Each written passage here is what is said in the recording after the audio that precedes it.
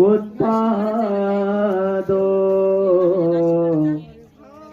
सुखा सद्धम्म देशना सुखा संघस्य सामगे समगानं तपो सुखो महाकारुणिको नाथो हिताय सब्बपानिनं पुरेत्वा पारमी सब्बा पतो संबोधिमोत्तमं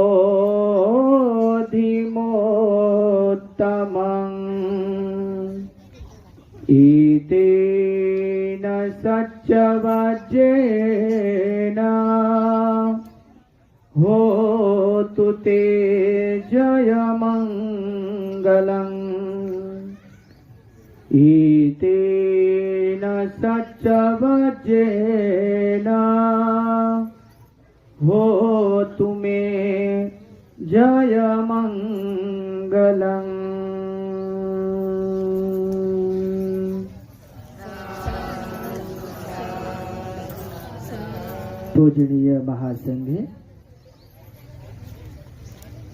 पूजनीय महासंघाच्या अनुमतीने आज महाबोधी बहुउद्देशीय संस्था आणि नालंदा ट्रस्टच्या वतीनं कार्तिक पौर्णिमेच्या निमित्तानं वर्षवास पवारणा आणि धम्म अभियान सोहळा या कार्यक्रमाचे अध्यक्ष माझे गुरुवर्य पूजनीय भदंत प्राध्यापक सुमेध बोधीजी महाथेरो, अध्यक्ष डॉक्टर बाबासाहेब आंबेडकर जन्मभूमी स्मारक महू, उपाध्यक्ष अखिल भारतीय भिक्खू संघ शाखा महाराष्ट्र, अध्यक्ष महाबोधी बहुउद्देशीय संस्था वटफळी अशा पूजनीय भंतजींना विनम्र अभिवादन करतो की प्रचार करता धम्माचा एक सुटलं नाही गाव। आज गुरुजींचं एवढं महान असं कार्य आहे आणि हे कार्य बघून सर्वच जण म्हणतायत की प्रचार करता धम्माचा एक सुटलं नाही गाव, दान देता धम्माचं ना करी भेदभाव। प्रचार करता धम्माचा एक सुटलं नाही गाव, दान देता धम्माचं ना करी भेदभाव। भिक्खू संघामध्ये सुमेध बोधी एक नाव, भिक्खू संघामध्ये सुमेध बोधी एक नाव। जगातील महान 3 रत्नाला अभिवादन करतो। व्याधी व्यथा जरा मरण तुझीच वाट पाही रे, जीवन प्रवासी मानवा विसावा शांतीचा हवा। मी सांगतो म्हणून नव्हे स्वतः तुम्ही अनुभवा, असा तो सुव्याख्या सद्धम्माला सुद्धा अभिवादन करतो। सहजीवनाची अमर पंचशीला बंधुत्व सार सोपे शिकवी जगाला, एक एक भिक्खू जणू पाठशाला। पूर्वेस नवधर्म उदयास आला, हा शांतीचा घोष घुमता जगात। पडली न प्रेते पुन्हा संघरात, करी प्रेम द्वेषावरी अंतिमात। प्रज्वलित झाली पुन्हा सत्य ज्योत, असा तो तथागताचा आर्य श्रावक संघ या संघाला सुद्धा विनम्र अभिवादन करतो। या संपूर्ण कार्यक्रमाचे मुख्य संयोजक पूजनीय भदंत आचार्य धम्मदीपजी थेरो, पूज्य बद्दे यश राहुलजी व त्यांचे सर्व सहकारी। आजच्या या कार्यक्रमाच्या निमित्ताने माझे वरिष्ठ पूजनीय भदंत नागोजी महास्तवीर पुणे व संपूर्ण आयुष्यमान भिक्खू संघ, आज अनेक कार्यक्रमाचं हे निमित्त आहे।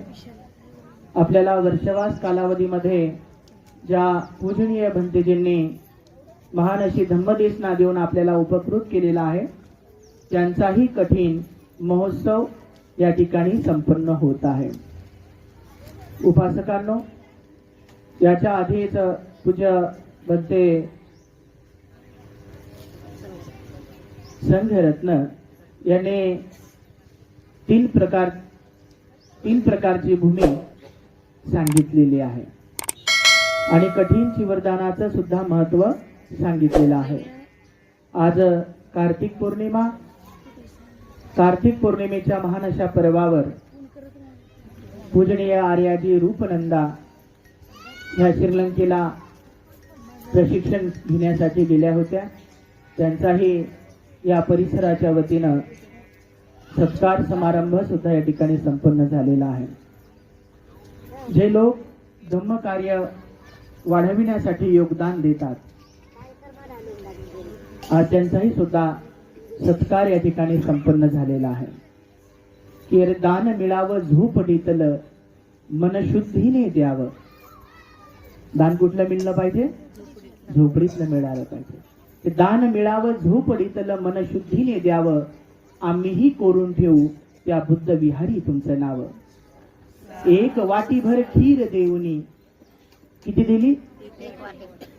एक वाटीभर खीर देऊनी धन्य सुजाता झाली.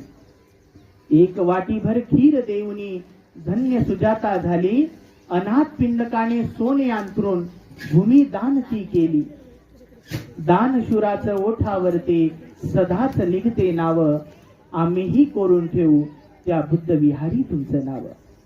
एका विटीच्या दानासाठी शोधत आलो गाव. आम्हीही कोरून ठेवू त्या बुद्ध विहारी तुमचं नाव. मला चांगलंच आठवतंय की 6 वर्षापूर्वी या ठिकाणी गुरुवर्य प्राध्यापक सुमित बोधीजी महास्तवीर यांचा नाणेतुला, आणि त्या नाणेतुलेमध्ये मी एक काव्य सादर केलं होतं भंतेजींच्या संदर्भामध्ये की हा जखमी देह आज मी बुद्धाच वाहिला. माझाच पुनर्जन्म मी डोळ्यांनी पाहिला. माझाच पुनर्जन्म मी डोळ्यांनी पाहिला. हा जखमी देह भंतेजी या समाजासाठी झिजवत आहे. माझं भाग्य आहे की मला असे गुरु लाभलेले, ज्यांच्यामुळे मला यावर्षी डॉक्टर बाबासाहेब आंबेडकर जन्मभूमी महू या ठिकाणी बाबासाहेबांच्या अस्थीचं दर्शन जवळून घेता आलं. भंतेजींनी स्वतः त्यांच्या हाताने तो अस्थिकलश माझ्या डोक्यावर ठेवला. असे महान रत्न समाजामध्ये जन्माला येणं मात्र भाग्यच आहे.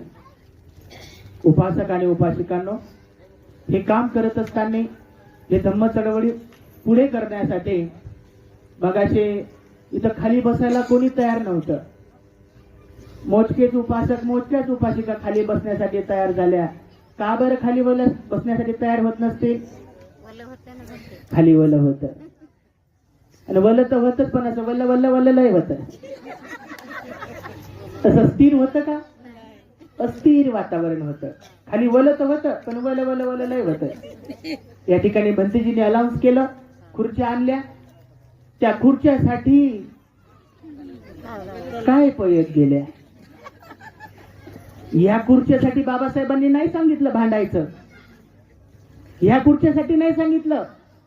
तेव्हा आपल्याला घरही सुद्धा मिळाले नव्हते. आपल्या भिंती सिमेंटच्या सुद्धा नव्हत्या. आपल्या भिंतीवर रंगरंगोट्याही नव्हत्या. आपल्या घरावर स्लॅपही नव्हते.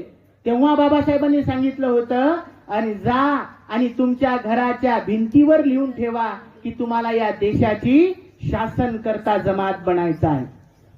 या खुर्च्यासाठी नाही भांडायचं. गेलेही चटचट, आणलेही खुर्च्यान, बसलेही पटपट. आणि कोणी काही असं पाहिलंय नाही की मायापेक्षा मोठी आहे का लहान आहे का काय आहे. कुठेही भांडणं.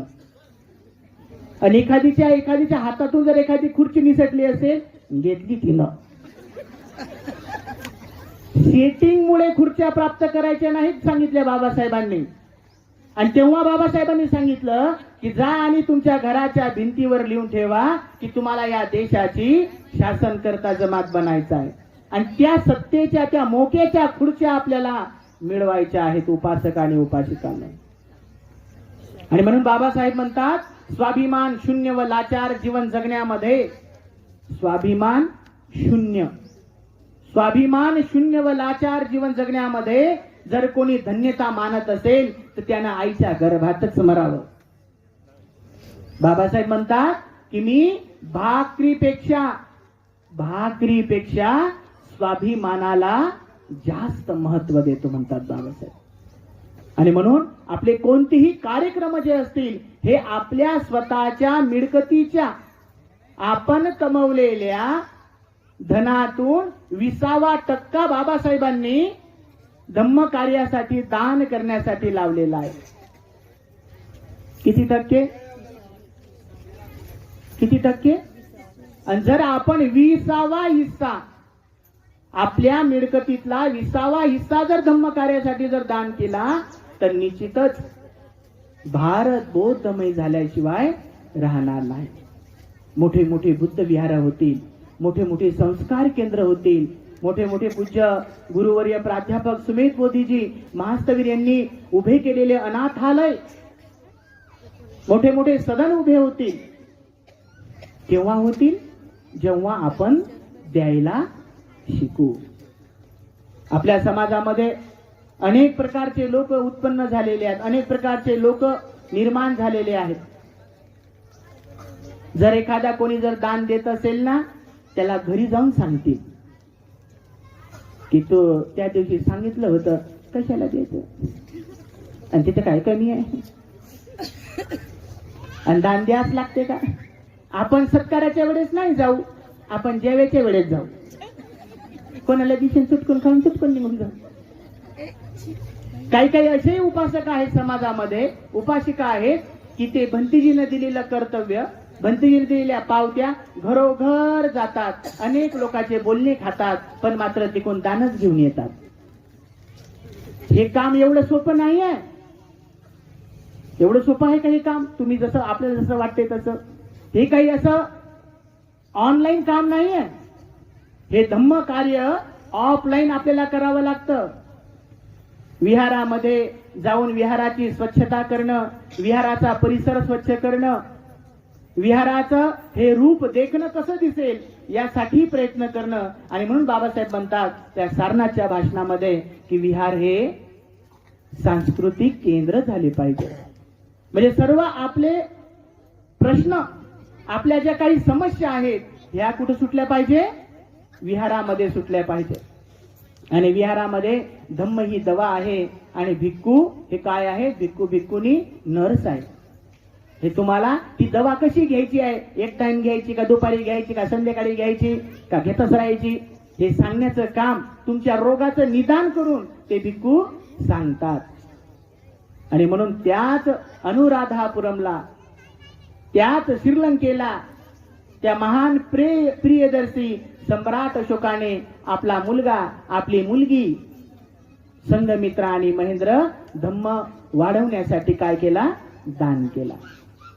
आपण तर कोणतंही दान देतो, परंतु आपले लेकर नंतर शेवटी त्याचे मार खायची जरी वेळ आली तरी सुद्धा आपण त्याला दान देत नाही.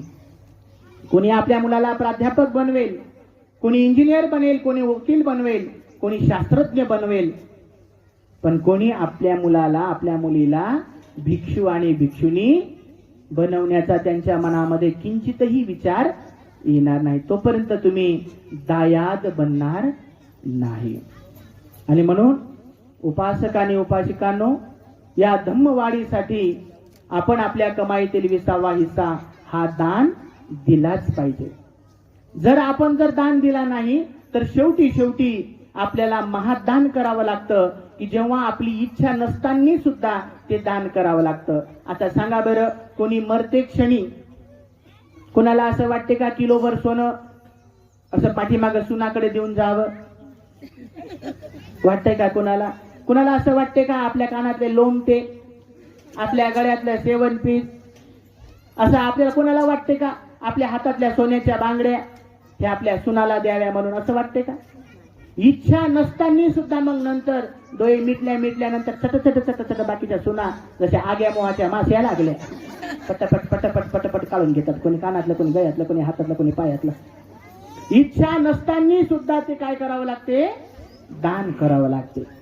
इच्छा नसताना चांगल्या घरामध्ये राहणाऱ्या, चांगल्या एसी मध्ये राहणाऱ्या त्या सर्वांना सुद्धा ते वैभव सोडावं लागते.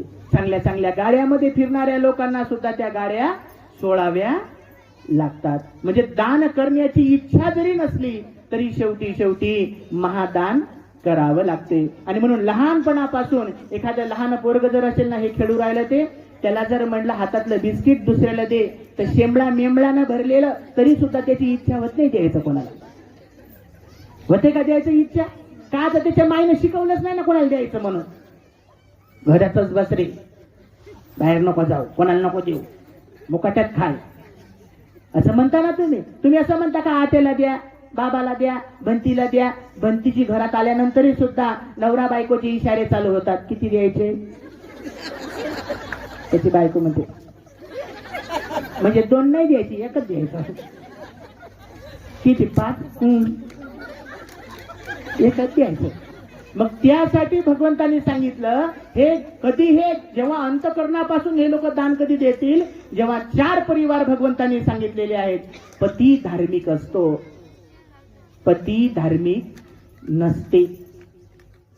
एक परिवार हा सांगितलेला आहे, पती धार्मिक असतो आणि पत्नी धार्मिक नसते. दुसरा परिवार भगवंतांनी सांगितला, पत्नी धार्मिक असते, पती धार्मिक नसतो. मग ती पत्नी आमच्याकडे येते, बंतेजी ते लयच पेतात ना हो, ते लय दडदड मारतात ना हो, बंतेजी ते काहीच खरं नाही, ते लयच फोनवर राहतात ना हो. आता त्याचं फोनचं कनेक्शन तोडण्याचं काम आमच्याकडे आहे का? फुल टॉक टाइम टाकतात, बंतेजी ते फोनवरच बोलतात ना हो. म्हणजे काय उत्पन्न झालं तुमच्या मनामध्ये? त्या पतीच्या प्रती शंका उत्पन्न झाली. कधी पती आमच्याकडे येतात की बंतेजी ती तुमच्याकडे लय येते, तिला सांगा ना. आता काय सांगावं आम्ही? आणि म्हणून हा परिवार भगवंताने सांगितला की पत्नी धार्मिक असते, पती धार्मिक नसतो. पती धार्मिक असतो, पत्नी धार्मिक नसते. तिसरा परिवार सांगितला, पत्नी धार्मिक नसते आणि पती धार्मिक नसतो. म्हणजे त्याला काहीच घेणं देणं नाही. समाजात राहून, समाजात खाऊन, बाबासाहेबांनी दिलेल्या योजना घेऊन त्यांना काहीही समाजाशी घेणं देणं नाही. आणि म्हणून बाबासाहेब म्हणतात की ज्या समाजामध्ये माझा जन्म झाला त्या समाजाचा उद्धार करणं हे माझं काय आहे? कर्तव्य आहे. आणि हे ज्या लोकांना समजलं ते लोक आज धन्य आहेत, ते लोक आज सुखी आहेत. आणि चौथा परिवार भगवंतांनी सांगितला की पत्नी धार्मिक असते आणि पती सुद्धा धार्मिक असतो. पती धार्मिक असते आणि पत्नी धार्मिक असते. इथं सांगा बरं, कोणाकोणाच्या जोड्या आहे इथं? 1 जोडी आली, बाकीच्या 2 जोड्या आल्या, 3, 4, 5, बाकी बाजारात पाठवल्या काय? आपल्याला बुद्ध विहारामध्ये येऊन काय साध्य करायचं आहे? या परिषदेमध्ये जाऊन आपल्याला काय साध्य करायचं आहे? या धम्म सोहळ्यामध्ये जाऊन आपल्याला काय साध्य करायचं आहे? म्हणून आपण जर धार्मिक असेल तर आपण आपल्या पतीला सुद्धा जसं आपण पेन्शनच्या वेळेस लाडी गोडी लावतो, जसं पगाराच्या वेळेस लाडी गोडी लावतो, तसंच आपण त्यांना या धम्म अभियान सोहळ्यामध्ये येण्यासाठी, बुद्ध विहारामध्ये येण्यासाठी सुद्धा आपण लाडी गोडी लावलं पाहिजे. अहो चला ना, चला आपण विहारात जाऊ. पहिल्या वेळेस नाही म्हणेन, दुसऱ्या वेळेस नाही. अहो सर्व सत्तेच्या चाव्या तुमच्याकडेच आहेत, कपाटाच्या बी सत्तेच्या बी. त्या पतीला कसं गरगर फिरवायचं, नंतर तीच मनसूर झाली ना, माय बाईनं बैल केला व काय म्हणतात का, शिंग येतात, शिंग येतात का त्याला? नाही शिंग येत. पण आपण तीच मन पुन्हा कशामुळे? आपल्या आचरणामुळे प्रचलित होते की बाई लय चांगला होता, तो लय चांगला बोले, पण बाईनं काय केलं काय न जादू, बैलच करून टाकला, तिच्याच म्हटलं ऐकते. आणि म्हणून पती पत्नी धार्मिक जर असेल, पती सुद्धा म्हणते की अहो अगं तू सुद्धा काय कर, दान कर, मी सुद्धा दान करतो. हे पती पत्नी 4 परिवार भगवंतांनी सांगितलेले आहे आणि 4था परिवार पती धार्मिक असतो आणि पत्नी सुद्धा धार्मिक असते. आणि म्हणून हे जे 2 लोक, हे शेवटचे 4था परिवार आहे. पती पत्नी जर धार्मिक असतील तर त्यांची पिढी सुद्धा धार्मिक बनते. देवतागता, हे कुठे जाते हे कुठे जातात? देवता गतीला जातात. घरामध्ये सुख शांती वैभव समाधान प्राप्त होते. घरामध्ये अनेक प्रकारचे वैभव प्राप्त होतात जेव्हा पती पत्नी धार्मिक असतात. आणि म्हणून उपासक उपासिकांनो, या धम्म अभियान सोहळ्याच्या अनुषंगाने, कठीण चिवरदान महोत्सवाच्या अनुषंगाने आज आपण एवढ्या मोठ्या पुण्यखेतन भिक्खू संघाला बघत आहोत, पाहत आहोत. महामंगल सूत्रामध्ये भगवान म्हणतात, समनानच दर्शनं एतं मंगलं मुत्तमं.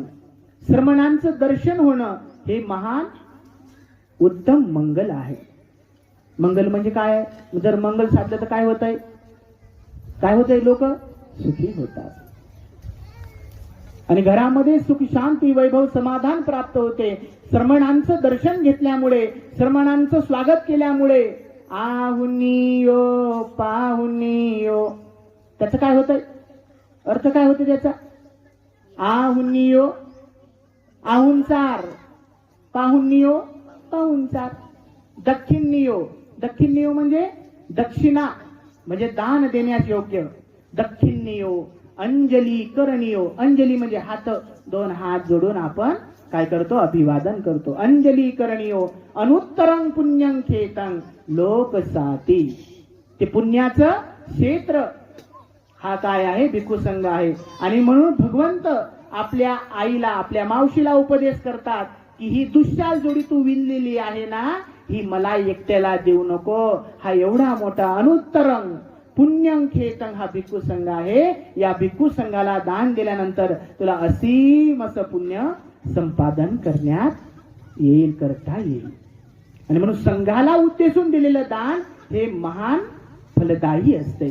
आणि म्हणून उपासक उपासिकांनो, आपण दान जर देतो तेव्हा आपल्या चित्तातील लोभ कमी करतो. लोभ, त्याला आसक्ती सुद्धा म्हणतो. जेव्हा जेव्हा आपण बुद्ध विहार सुद्धा हे भिक्षूचे काम नाही आहे.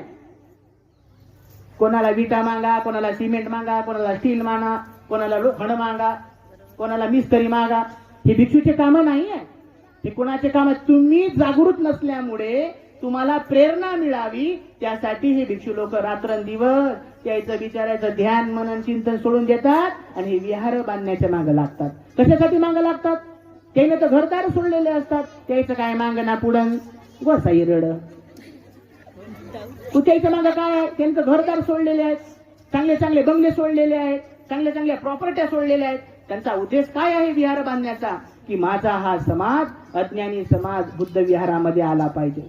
आणि सर्वप्रथम उपासक उपासिकांचं कर्तव्य आहे की आपण सुंदर बुद्ध विहार बांधावं, सुंदर भिक्षू निवास बांधावं. अनाथ पिंडकाच्या गोष्टी करून जमत नाही. त्या अनाथ पिंडकांना काय केलं होतं? भगवंताला आपल्या श्रावस्ती नगरीमध्ये 3 महिन्याच्या वर्षवासाकरिता सोन्याच्या मोहरा जमिनीवर अंतरल्या आणि भगवंताला निमंत्रण दिलं. ती जमीन विकत घेतली, त्या जमिनीवर सुंदर पूर्वाराम बांधला, बुद्ध विहार बांधलं. ते बुद्ध विहार, ते भिक्षू निवास भगवंताला सोन्याच्या पात्रामध्ये पाणी घेऊन हातावर पाणी सोडलं आणि ते विहार, ते संघाराम काय केलं? दान केलं. आणि आपण जोपर्यंत बुद्ध विहार बांधून, चांगले बुद्ध विहार बांधून, चांगले भिक्षू निवास बांधून जोपर्यंत भिक्खू संघाला दान देत नाही तोपर्यंत आपण सुखी समाधानी होऊ शकत नाही. तुम्हाला घर आहेत ना, तर घर आपले सांभाळले पाहिजे. ज्याले घर सांभाळता येत नाही ते चालले नसते कुठाने करायला. भिक्षू लोकांनी घरदार कशासाठी सोडले? आणि म्हणून उपासक उपासिकांनो, आपल्यामध्ये अनाथ पिंडक जागी करावा, आपल्यामध्ये सुजाता जागी करावी, आपल्यामध्ये विशाखा जागी करावी, आपल्यामध्ये प्रियदर्शी देवनाम प्रिय सम्राट अशोक जागा करावा, आपल्यामध्ये रमाई जागी करावी, आपल्यामध्ये त्यांचं त्याग समर्पण जागी करावं. तेव्हाच कुठंतरी आपण म्हणू की मी या बौद्ध धम्मवाढीसाठी कुठेतरी मी कामी आले, कुठेतरी मी कामा आलो. आणि म्हणून उपासक उपासिकांनो, आजच्या या पवित्र अशा दिनी तुम्हा सर्वांच्या प्रती मंगलमय सद्भावना व्यक्त करतो. तुम्हा सर्वांना आयुष्य वन्न सुखबल प्राप्त हो अशी मंगलमय सदिच्छा व्यक्त करतो. पूजनीय पुण्यंकितं भिक्खू संघाला अभिवादन करतो. भवतु सब मंगलं रक्षन्तु सब देवता सब बुद्धानुभावेन सदा सुते भवन्तु ते. भवतु सब मंगलं रक्षन्तु सब देवता सब धम्मानुभावेन सदा सुते भवन्तु ते. भवतु सब मंगलं रक्षन्तु सब देवता सब संघानुभावेन सदा सुते भवन्तु ते.